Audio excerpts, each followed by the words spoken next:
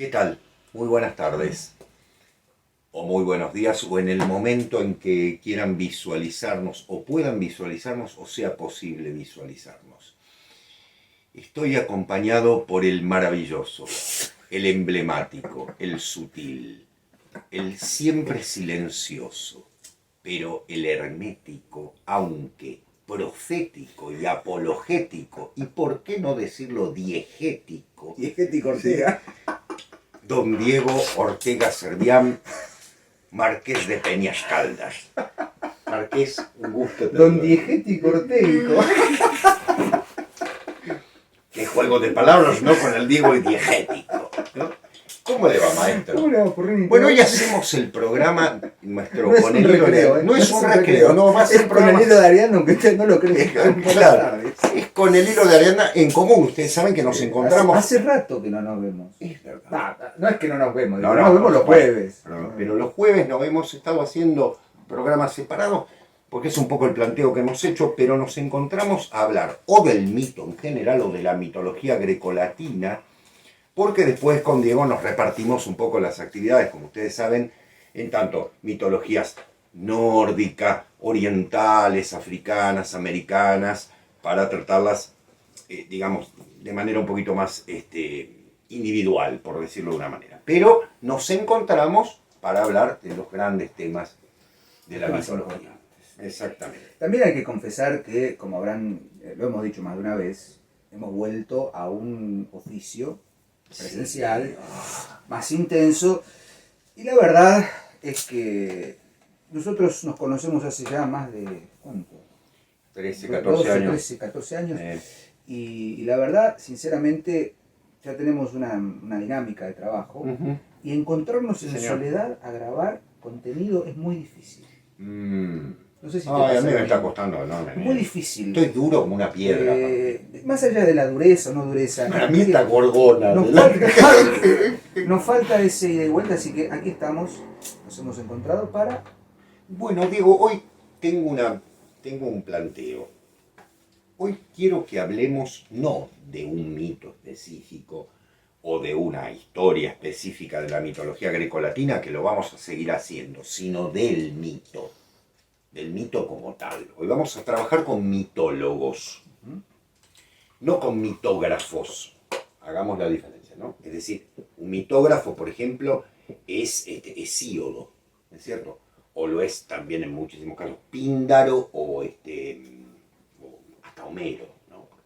Los que narran los mitos, sino los que estudian los mitos. Tema que yo diría tiene su...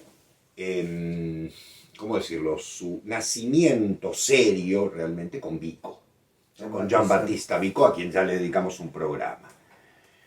Es decir, el mito vuelve a ser un tema de reflexión y de análisis, y hace 300 años que esta reacción de Vico cobra fuerza, y la cobra de una manera notable en el romanticismo y, por supuesto, mucho después.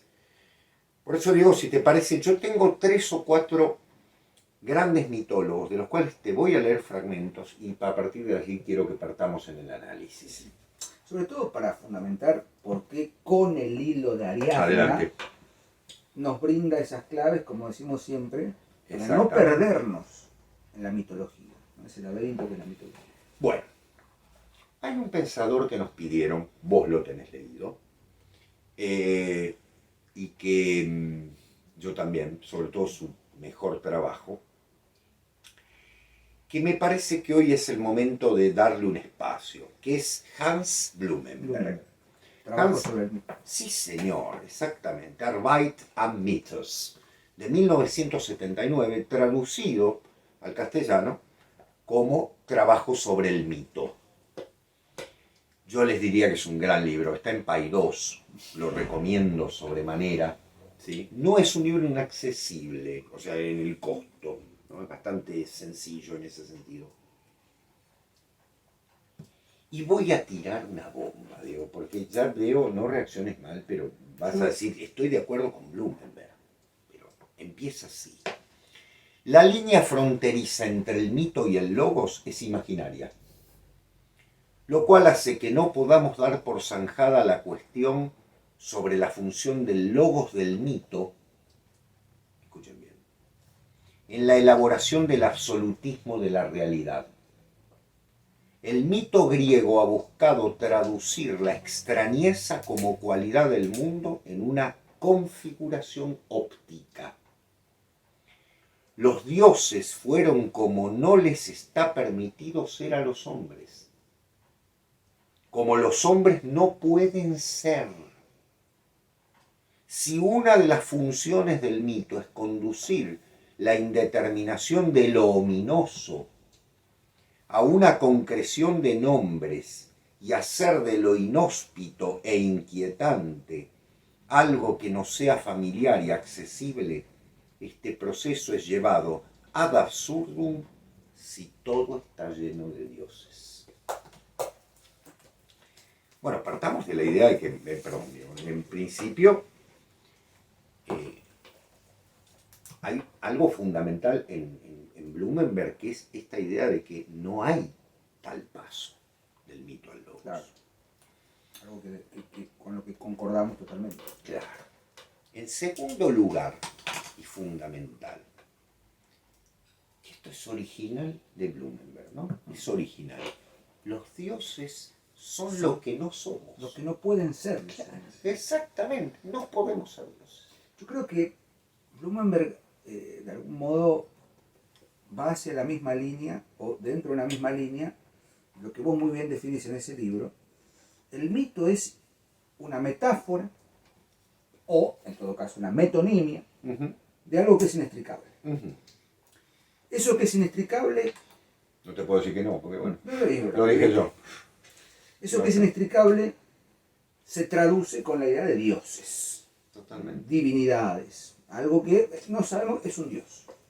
Eso podría parecer hasta si quiere un poco infantil. Exacto. No sé qué. Pero efectivamente, lo que nunca termina de decirse Sí.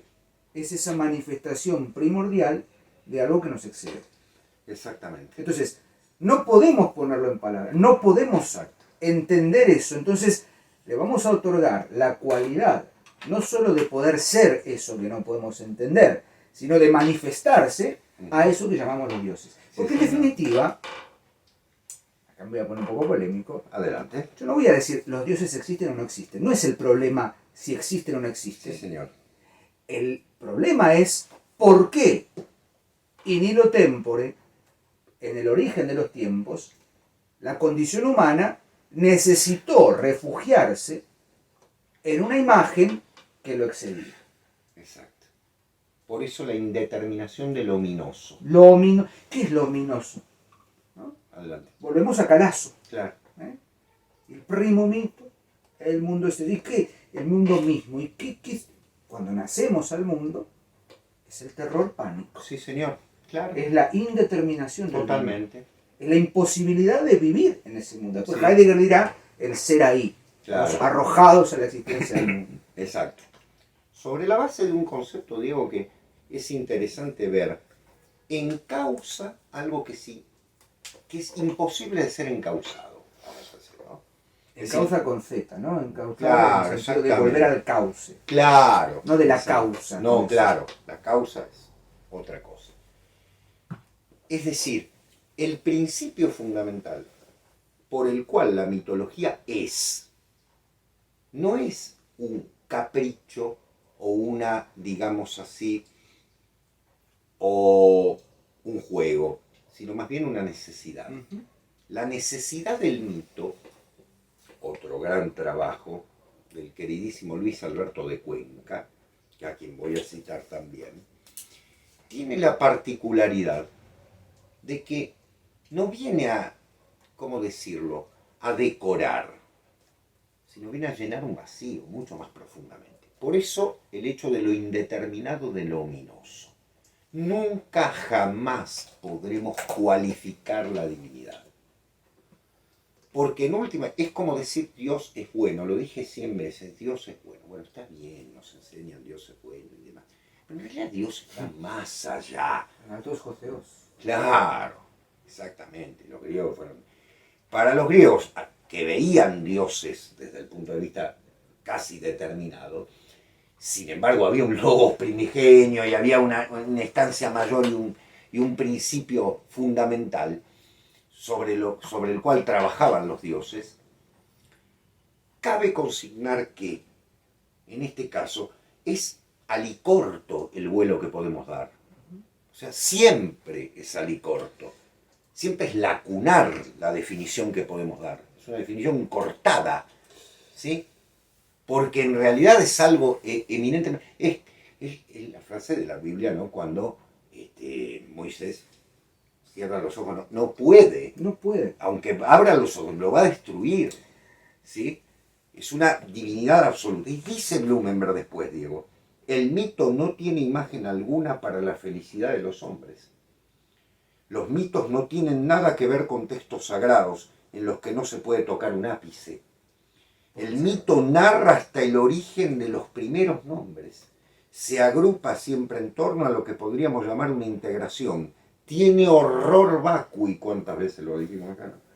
Como se dirá durante mucho tiempo de la naturaleza con esa expresión semimítica.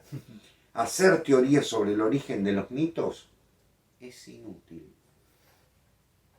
¿Qué pasa? Que el mito es el origen. El mito. O sea, es inútil ir a buscar. Por otra parte, ni siquiera es sagrado, porque es previo a la sacralización. Porque la sacralización es, como decíamos recién, la necesidad de la condición humana de refugiarse en algo que no puede comprender. Totalmente. Entonces le buscamos un nombre. Exacto. X. Exacto. El mito nunca termina de decir aquello que quiere decir. Exacto. Porque el decirlo es darle entidad, ¿no? El mito es empobrecerlo. Es refundación continua de la condición de la existencia humana. Sí, señor. Sí, señor. Exactamente. En tanto somos, si nos podemos relacionar con la esencia mítica, ¿no? En relación con esto, dice, y acá voy, el querido, yo no sé si lo conocen, Luis Alberto de Cuenca es un enorme poeta español contemporáneo, ¿sí? Que fue director de la Biblioteca Nacional de España. Aparte de ser un gran poeta, es un investigador, sí, es un investigador notable de muchísimos temas en relación con la poesía, pero también con la mitología. Tiene un libro que a nuestros seguidores de España le va a ser muy fácil conseguir, que es Necesidad del mito. Está editado por primera vez en 1976 en Planeta, pero está reeditado en 2008 en la editorial Nausicaa. Claro, estas editoriales que son a veces difíciles no para nosotros. Claro, no por nada. Miren la definición. El mito es la palabra con mayúscula y tiene la facultad de regir la vida y la conducta del pueblo que lo pronuncia. Conocer los mitos es poseer la llave que revela el contenido de la habitación del mundo, el secreto original de las cosas. Es un poeta, ¿no? Hay que tener en cuenta que es una definición enormemente poética. Pero, valga decir, algo que me pareció interesante. El secreto del pueblo que lo pronuncia. Cuando el mito está en relación con eso, existe una posibilidad de dimensión que relaciona al pueblo como conjunto con un propio origen. Acá hay algo que quiero resaltar, que es lo siguiente: la antilectura de lo mítico. Acá voy a responder a veces a ciertos comentarios que nos aparecen. En este sentido, la palabra mito fue usada y sigue siendo usada no solo como mentira, como se la usa hoy en día, sino, en muchos casos graves, como la esencia de una raza que se impone sobre tal. No por nada, uno de los libros básicos del nazismo, de Alfred Rosenberg, se llama El mito del siglo XX. Si tenemos en cuenta que el mito es político, pero que primero es trascendente, y no trascendente en sentido kantiano, mis queridos amigos, de la filosofía moderna, sino trascendente en el sentido mítico de, claro, mítico de Platón, ¿no? Del realismo platónico. No estoy hablando de la trascendencia del espíritu interior y de la conciencia propia, eso son cosas propias del siglo XVIII y XIX, sino de aquello ominoso que me supera. Evidentemente, ninguna de esas realizaciones contrainiciáticas pueden ser míticas. ¿Sí? Por eso es el uso equívoco. Cuando Luis Alberto de Cuenca dice de un pueblo, no está refiriéndose, y él después lo aclara muy fácilmente. Dice, el nazismo y el comunismo en el siglo XX usaron el lenguaje mítico. ¿Pero cómo lo usaron? Transgrediéndolo, es decir, subvirtiéndolo, que es la concepción contrainiciática y maléfica del principio mítico del todo pueblo. Cuando vemos a un pueblo tradicional, no observamos ninguna de esas dos cosas, sino que lo observamos es una relación entre el ser humano, la tierra y el universo. O sea, más trascendente. No es vuelvo a decir, no es la trascendencia kantiana, vuelvo al tema. ¿Sí? No es el idealismo trascendental. El idealismo es una enfermedad de la razón. Una utopía de la razón. Es un reduccionismo ad absurdum de algo que no terminan de comprender. Claro. Que es el mito. Claro. Porque el mito, insisto con esto, nunca termina de decirse. Sí, claro. Porque justamente la esencia del mito es aquello que está por decirse, pero no que no termina de decirse. Exactamente. Como la poesía. Exactamente. El tercero que voy a citar, lo estoy buscando, Diego, porque estoy un poquitito y me he olvidado de este libro hace tiempo. Pero bueno. Otto. Sí, señor. Bien, claro, ahí está. Walter Otto. Exactamente. Otto tiene una formación fenomenológica. Ten en cuenta. Le hemos dedicado un programa. El primero del 2018. Exactamente. Bien. Dionisos y... O del 2019. El 2019 fue Germán Hesse. No, 2019, tenés razón.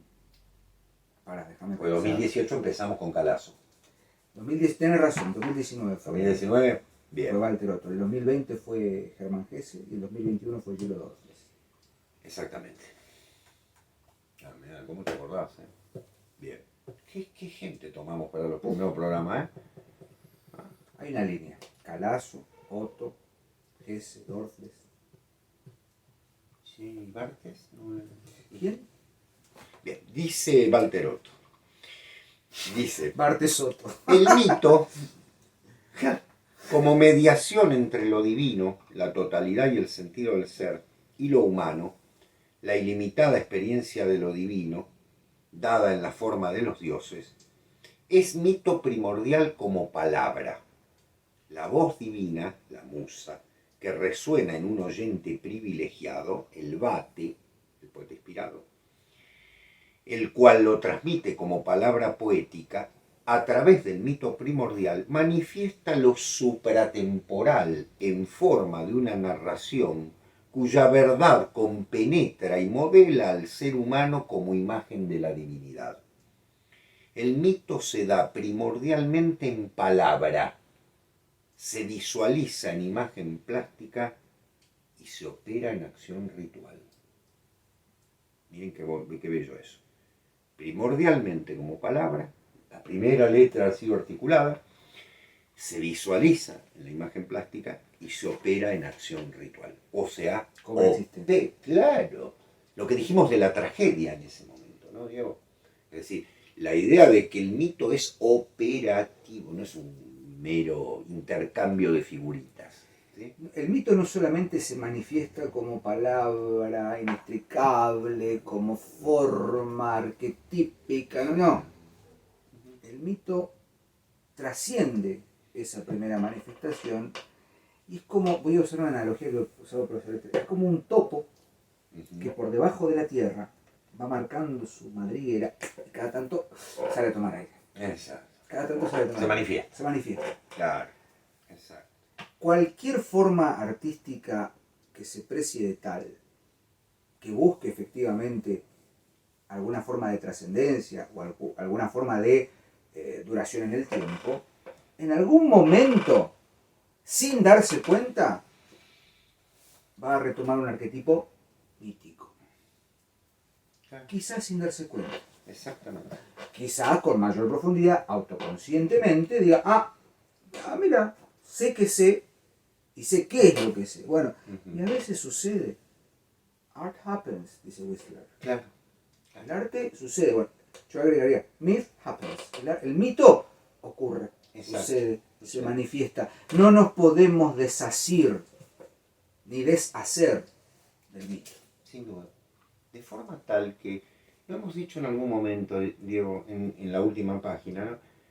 La literatura es literatura cuando de alguna manera apareció el rostro plástico del mito.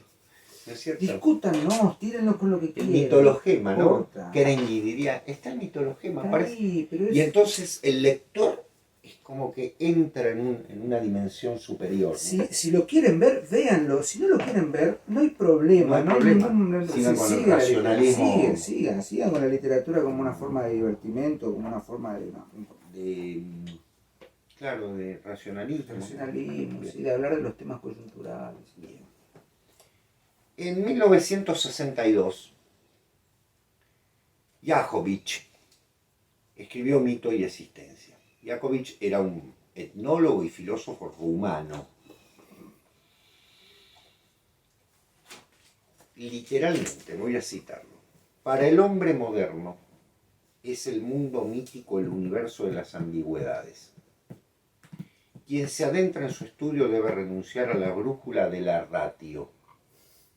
La mitología puede ser considerada de un modo provisional como interpretación filosófica, aprehensión del logos, de narraciones sagradas en las que el hombre arcaico encuentra las claves que le permiten descifrar el ente.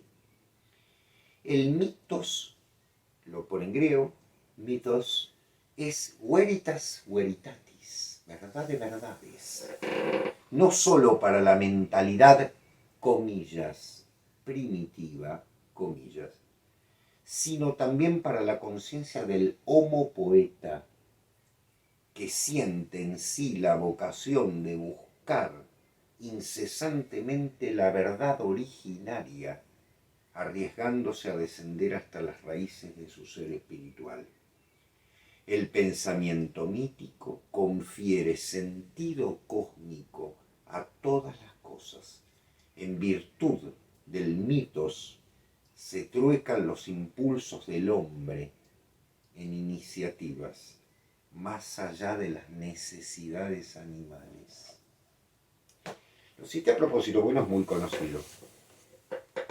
Pero en este caso, este pensador rumano, fíjense que escribe en un momento en el que domina el existencialismo, en el que dominan ciertas corrientes, y él se planta ante eso y dice, si nosotros negamos el mito, el origen del ser humano estamos negando.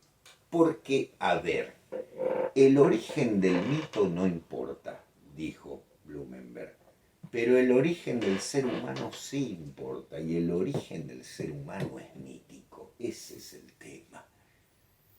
No sé el origen del mito, pero sí sé el origen del ser humano. Y el ser humano es mítico, porque se construye desde la base del mito, se describe desde la base del mito.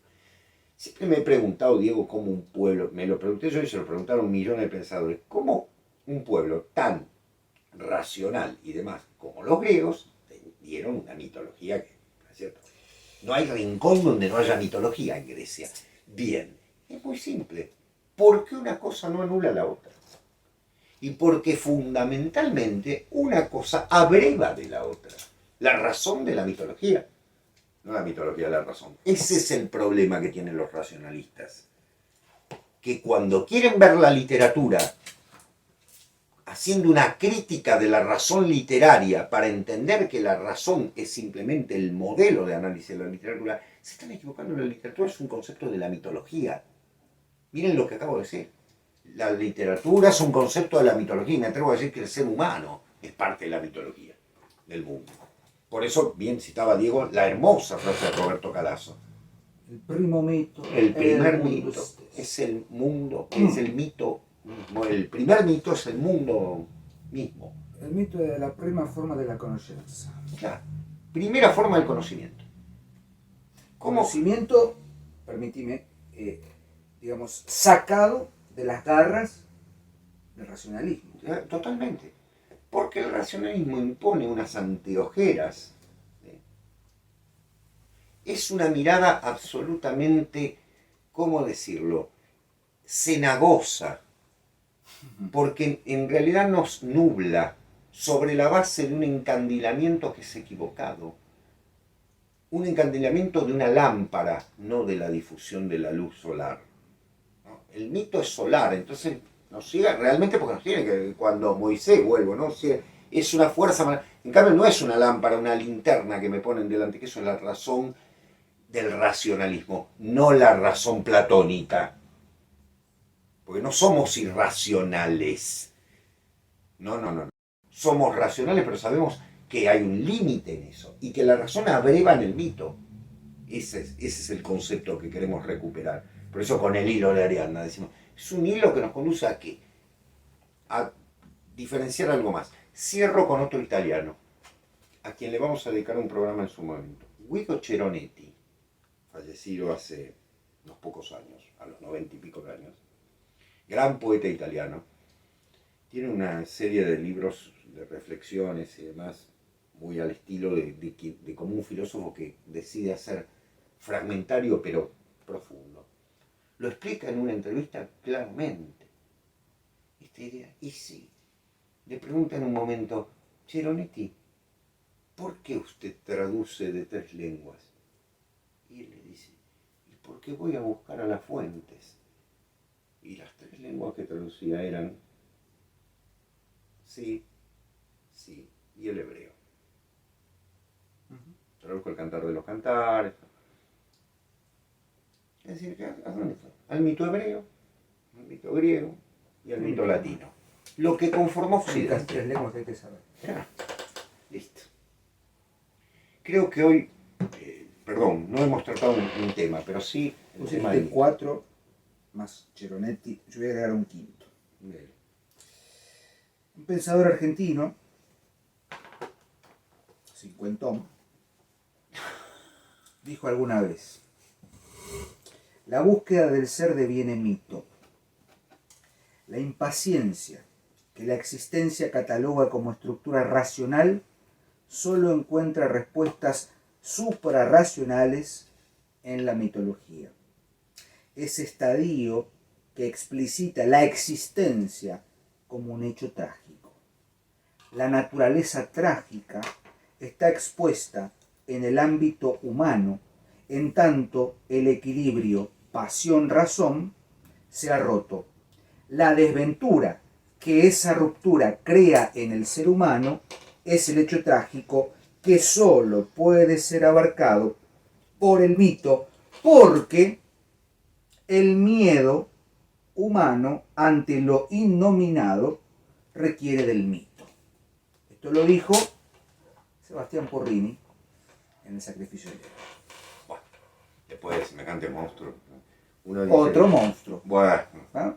Admiración total. No, maestro. No. Digo, le agradezco. Yo pero sé no, que está con bien. Cariño, Digo, pero... acá, con el hilo de Ariadna nace como un proyecto de cuarentena. Pero tiene vida propia. Sí, totalmente. Porque es la necesidad perentoria de revisitar la mitología con otra perspectiva. Sí, señor. Confieso que recién cuando leías lo de lo trágico, pensé alguien me puede decir, qué pesimista, qué lectura negativa y demás. Perdón, porque soy profundamente convencido de que la vida debe ir hacia una tragedia. Es decir, en el fondo lo es. La gran tragedia es que nos vamos a morir. Sí, es una mula. El hecho es que la tragedia provoca la apocatástasis del héroe, su apoteosis, ¿sí? Cuando cayó. Es decir, eso es necesario. Ustedes dirán, no, qué terrible. porque es lo opuesto de la depresión posmoderna. ¿Sí? La depresión no es... Ustedes nos ven a nosotros con la... No, somos una bomba de tiempo y sin embargo somos seres trágicos. ¿Sí? Espero que no tragicómicos. Trágicos. Pero fundamentalmente... Claro. ¿Pero por qué? Porque es esa concepción. Si la muerte es el fin, la vida es una tragedia. Pero esa muerte encierra, para los que tenemos un convencimiento mítico, un convencimiento hasta, diría, sagrado, encierra otra cosa. Es algo que la razón no puede ni siquiera acariciar. Es un convencimiento mucho mayor. ¿Sí? Y si no que me definan con la razón, el gusto de un buen Malbec. Va a ser una estupidez lo que digan, sin lugar a dudas. Como las contratadas, bueno, ¿cómo se dice? Digo lo que ponen las etiquetas de los vinos, que tiene gusto, no sé qué, como diría nuestro querido Nicolás Rosado. Esto tiene gusto a vino. Tiene gusto a vino y basta eso. Y basta. Un vino bueno. Exactamente. Doctor, termine usted, me hizo empezar a mí. Gracias por estar ahí. Hoy es un programa especial Con el hilo de Ariadna. Nos vemos el próximo jueves, tal vez, quién sabe dónde. Y luego el lunes. El lunes y, como decimos siempre, en cualquier momento. Espérennos. Claro. Espérennos que aquí estamos, seguimos leyendo como siempre y buscando recovecos, guardillas. Sí. Subiendo la lámpara. Subiendo la lámpara ahí para no perdernos en ese inmenso laberinto que es la mitología. Adiós, gracias.